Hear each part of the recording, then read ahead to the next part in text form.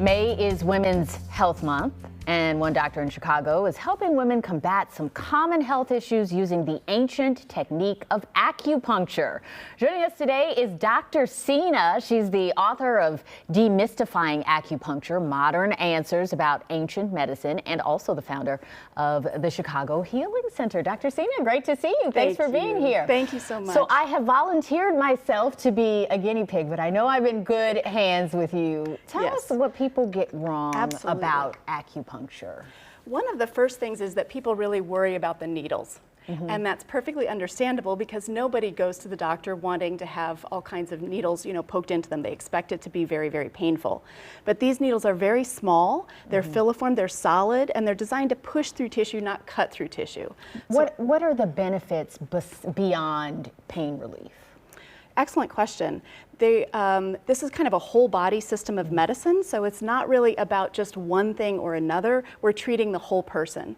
So rather than treating your insomnia, your night sweats, your headaches, and so forth with different kinds of medications or different kinds of doctors, we're looking for the root cause of all of those things and treating the root. Okay, so let's treat the root causes. All right, I got lots of issues over here. So I'm just going to check this point right here, Gaynor. Is that tender right there when I push? A little bit. Okay. Yeah. So now whenever I place a needle along that same channel here in your arm, and that's what it feels like. It's already in your skin. Oh, okay. Yeah. I didn't feel a thing. Not painful, as promised. Not painful at all. I thought at least there would be a pinch, Dr. Sina. No, ma'am. Okay. And there it is. And now when I push on that spot, how does that feel? I do feel a little bit of release. Yeah. And so what would be the benefit of doing this? So what I'm using is the channel system, which is kind of like a highway map. And that pain here at your thumb indicates that there is a little bit of congestion at that particular stoplight, if you will. And so I've opened up the entire channel with this needle, and so that pain goes away. So typically if you were treating someone, how long would a treatment last? How long would you have to have the needles in? At least 15 minutes, more like 30 usually. Okay. And then it takes a little bit of time for your body, because it's a natural healing mechanism, it takes a little bit of time for your body to kind of reacclimate to the whole system. So a few treatments, depending on how complex the situation is or how long it's been going on. And I'm assuming, you said a few treatments. This is not something you're going to do one time. You want to kind of do it regularly, integrating it into your healthcare routines. Right, into your regular healthcare routines. You also brought some other things because there's different ways that we can incorporate foods into our diets to make us feel better, right? Absolutely. What did you bring in? Absolutely. I brought some anti-inflammatory foods. Many of the issues that women are faced with, not just with insomnia, but also PMS and lots of other kinds of specific gynecological sorts of issues, are caused by inflammation.